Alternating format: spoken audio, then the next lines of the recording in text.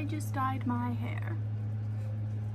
I also got 2 new tattoos. I got this little ghost and I got the little constellation, my constellation. Anyway, welcome to Screen Time, where I talk about live action shows and movies. And today I'm going to be talking about a movie called Portrait of a Lady on Fire.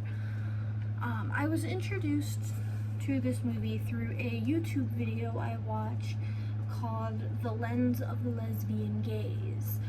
Now, when I say gaze, I mean the gaze that you do with your eyes, you know, the G-A-Z-E gaze.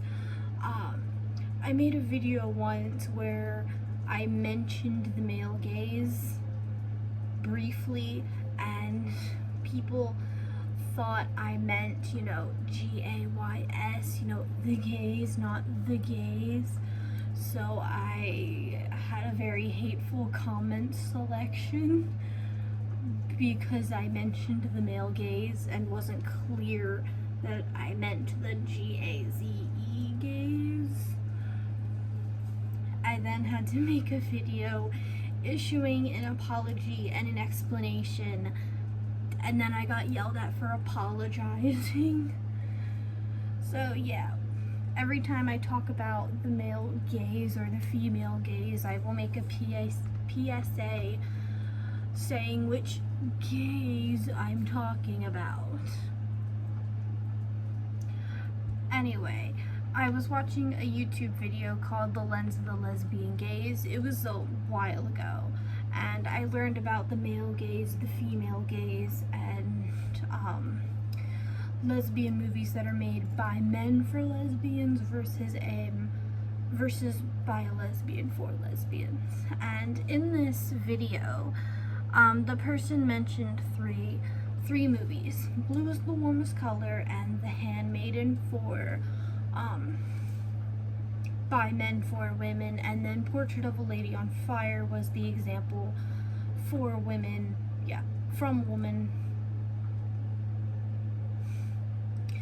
for women by a woman. That's what I wanted to say. I got getting them reversed.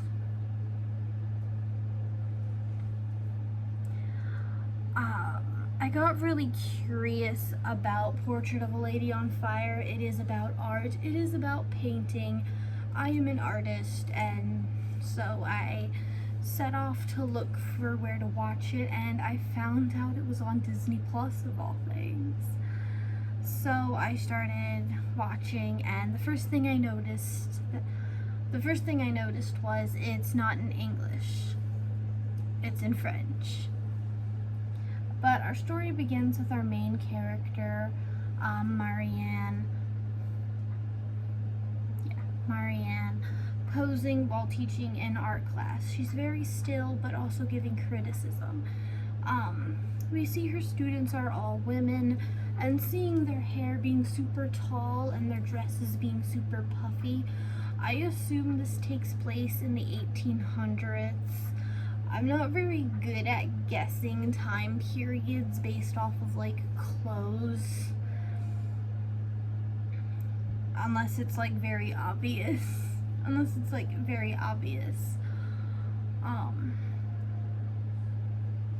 She sees one of her students has brought out one of her original paintings, the painting called A Portrait of a Lady on Fire.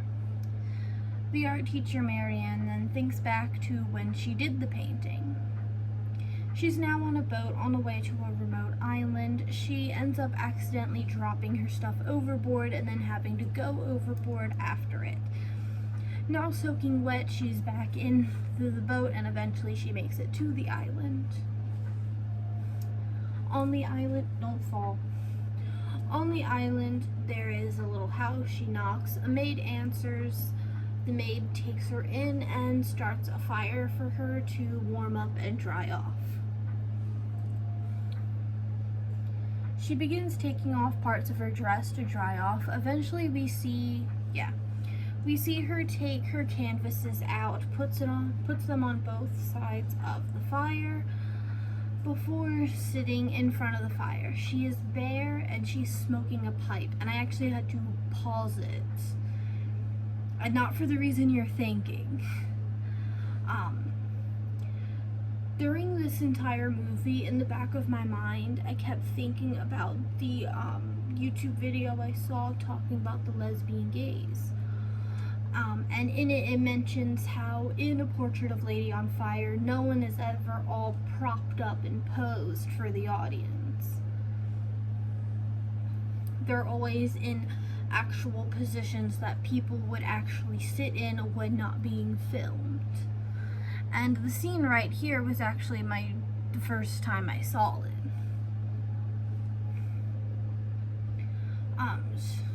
The scene right here, she's sitting, she's to her side like this. Her knees are up.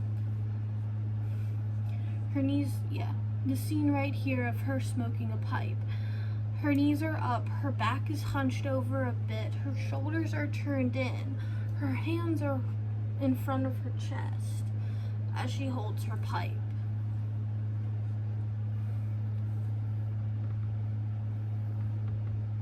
She's not posed up for anyone. If she was, her legs would be straight, her hand would be behind her back, her shoulders would be back with her bust popped out.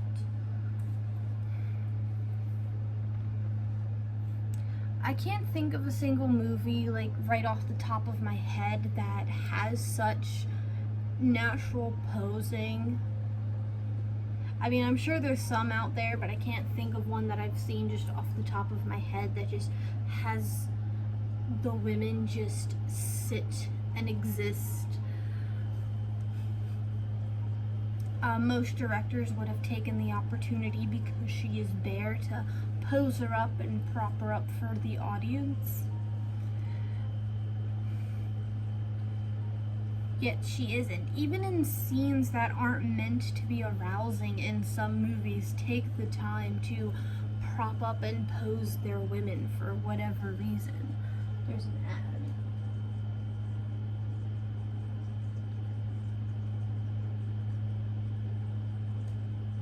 There we go.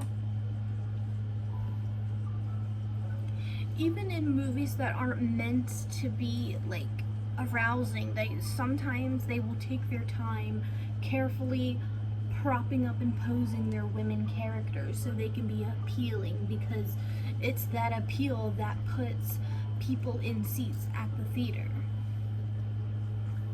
And I've never seen such, like, raw and obvious female gaze before. Like, I've seen things made by women for women before, and usually there will be fan service in it, because why not? For example, Sailor Moon. Sailor Moon was written by a woman for women. It's a magical girl anime, and yet they have upskirt shots sprinkled throughout the entire series. And then you have scenes that aren't meant to be arousing, but because of the media and society ruins it so that there all of a sudden are. For example, Kagome in Inuyasha, there are scenes where she's taking a bath. There is nothing arousing about taking a bath. There's nothing arousing about being bare. But because you can see, like, the top part of her chest, society has to freak out because a chest. And then when you go to rewatch Inuyasha, it ruins it, almost.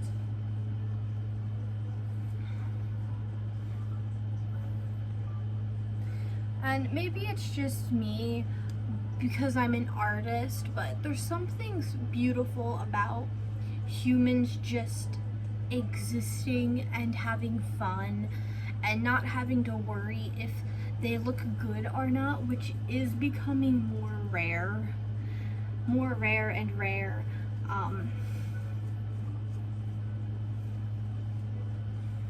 Because you gotta think about it. You used to be able to just slap on a pair of jammy pants and go into Walmart, grab something, come home.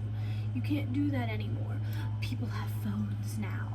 Someone could be recording a viral video, and there's you in the background in your fuzzy jammy pants and your stained t-shirt. Oh no, I gotta get dressed up.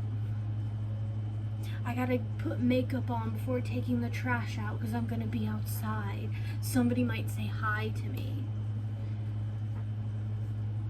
So watching humans just exist and have fun and not worry about looking good and constantly trying to pose themselves up to be beautiful, it's becoming super rare. And I like just seeing humans be humans and have fun and not have to worry about anything. And I guess it's because I'm an artist and I like to depict that in my art, just humans being humans. They're not posed up for anyone, not even the audience who's going to be looking at the paintings. I don't know, maybe it's just because I'm an artist and that's why I'm seeing something. I mean, I did get back into painting shortly after watching this. Anyway, we see our main character in a room. I assume it's going to be her room since she's going to be here for a few days and she needs a place to stay. In this room there is a canvas, but it's turned around so you can only see the back of it. She flips it over and sees a beautiful portrait of somebody, but where the face is supposed to be, it's all smeared out. The artist did everything but the face, or head at all. The background is beautiful. The folds on the dress are so detailed. The hands are so perfectly placed, but yet where the face should be, nothing. It's almost as if the artist gave up. We learn through Eloise's mother. We learn through Eloise's mother. First off, we learn that the lady that Marianne needs to paint is named Eloise. But her mother warns her that before Marianne came here, there was another painter they hired, and he quit because she refused to pose for him. Marianne asks why, and it's because that Eloise refuses the marriage. She is betrothed. Yes, that's the word I'm looking for.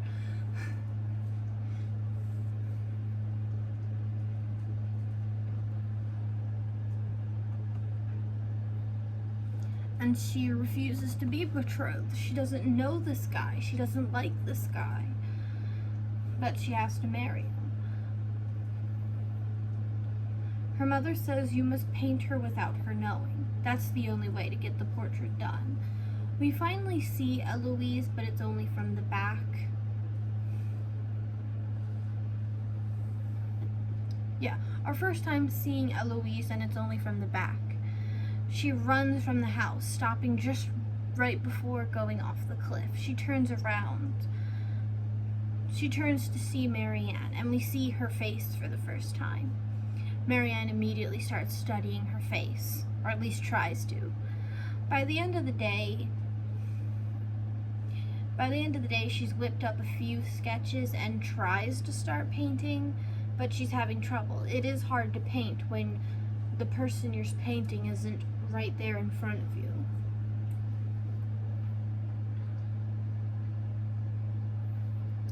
The days go by. Eventually, Marianne does paint Eloise. Does paint Eloise her mother wants to see, but Marianne says she wants to show Eloise herself and tell her the truth first. Marianne and Eloise are on the beach alone together when Mari tells her she's a painter. She reveals she's a painter and that she's painted her portrait, and eventually she shows her.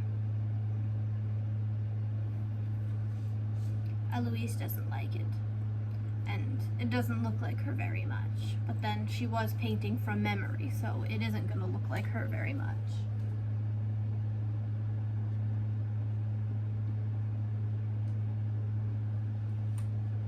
There's an ad.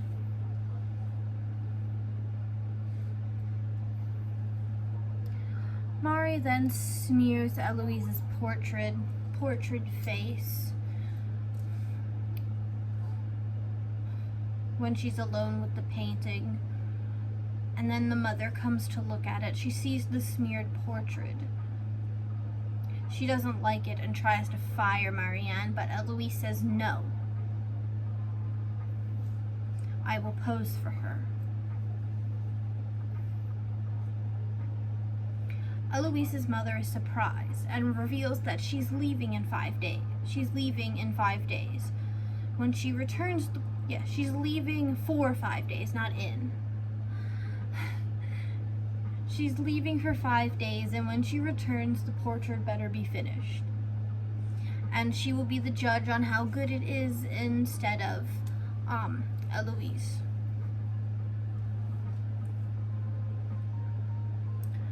Once the mother, hang on. How good it is. Once the mother leaves, the maid reveals she's going to have a baby. Except she doesn't want it. So Marianne and Eloise help her. They try to help her get rid of it. They go down to the beach and make her run back and forth until she falls over. Or until she falls down. They go out into the fields looking for a certain plant so she can drink it. And then they have her hang from the rafters like monkey bars. And then drink this plant. And then go back onto the monkey bar rafters. We love girls supporting girls. There is a cute scene after this where Eloise and the maid fall asleep in the same bed and Marie draws Eloise. I just think it's cute. We then skip to another day. Marianne, Eloise, and the maid are all at a bonfire with a bunch of other women. I'm not quite sure what's going on. I'm not a big history person, so I don't know what's going on.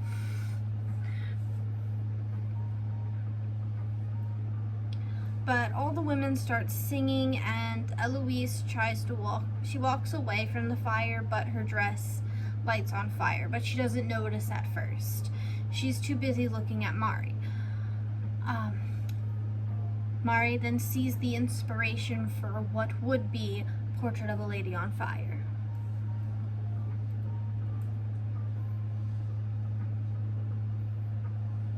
The painting we saw at the beginning. Back home, on their way back home, Mariana and Louise kiss for the first time.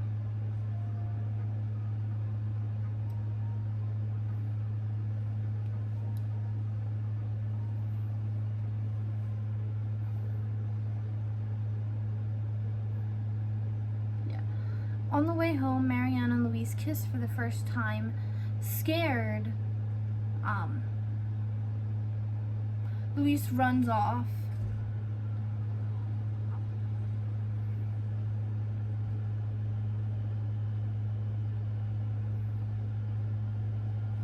And Mari checks on her. Sorry. I need to remember to not skim my scripts before turning on the camera, because then I would be able to catch these little mishaps, because I don't type my scripts, I just talk and it writes it down for me, and sometimes it'll write things down that isn't what I say, and then I have to sit here and decipher it sometimes. Mari checks on her.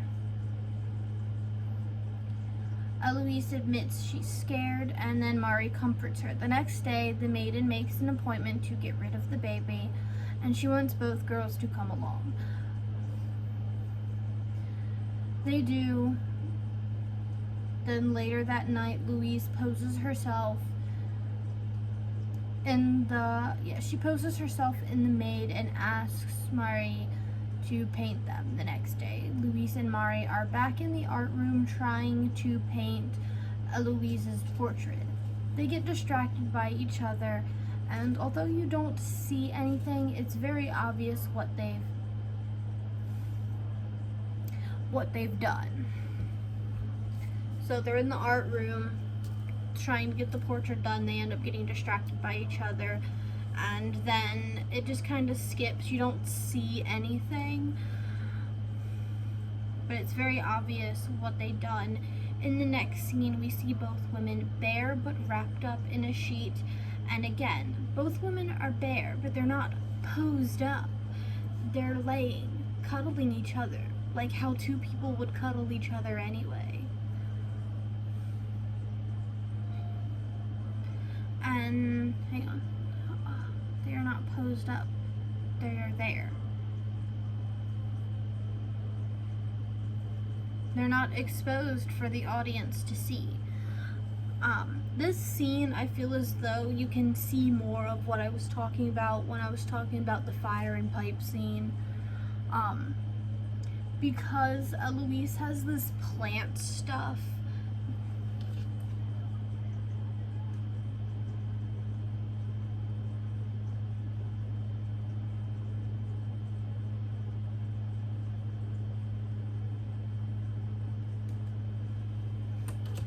She has this plant stuff, and I'm not a historian, so I don't know what this does, but she takes it and she puts it on her armpit. And you can see she has armpit hair, which makes sense historically, since women didn't start shaving until the 50s, I believe, and that's only because they were told they had to, and then it just became a thing from there. So, Eloise having armpit hair makes sense. Historically, it makes sense. But anyway, the point is, you can see she has armpit hair, which makes sense. Historically, nobody had razors back then. But if this was directed by a man, they would have been shaven. Who cares about historic accuracy? Shave it. It's gross. Because I'm big, strong man, and I say so. That's what would have happened. That is what would have had happened.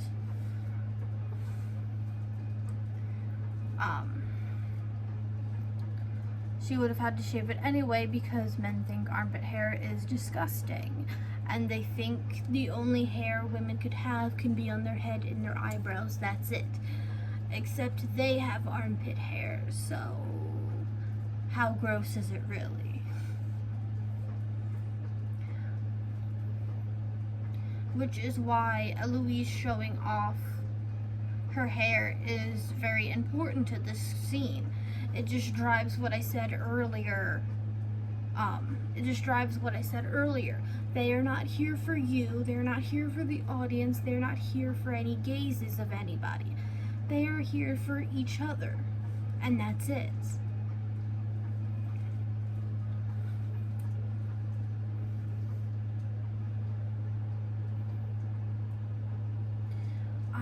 A while later, a man tells Marianne that Louise's mother will be back tomorrow.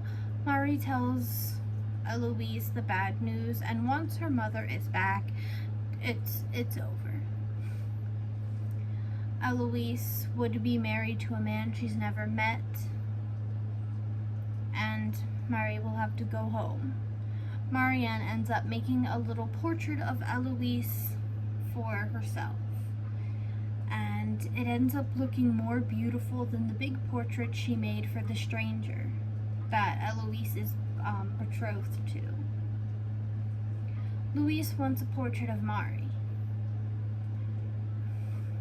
So she flips her book open to page 28, which is a pretty blank page, and Mari draws herself, a portrait of herself for Eloise.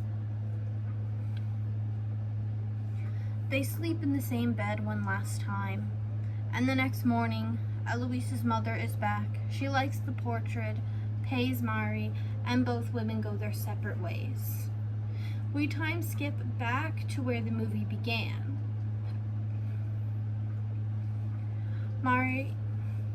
Marianne is now at an art show. There she sees a friend.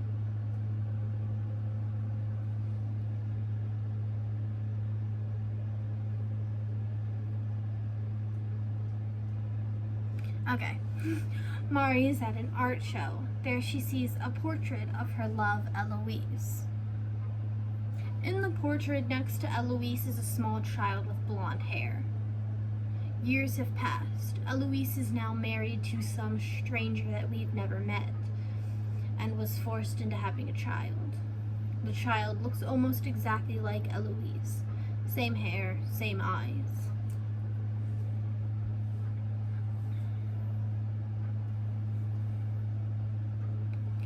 But in her hands there is the book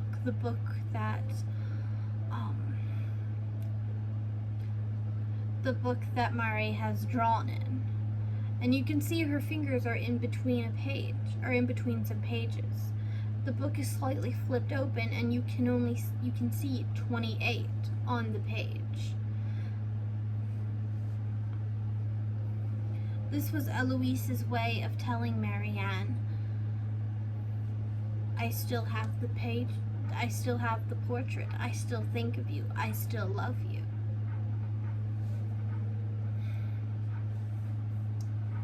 And that is where the movie ends. Thank you guys so much for watching. I'll see you guys next time. Bye!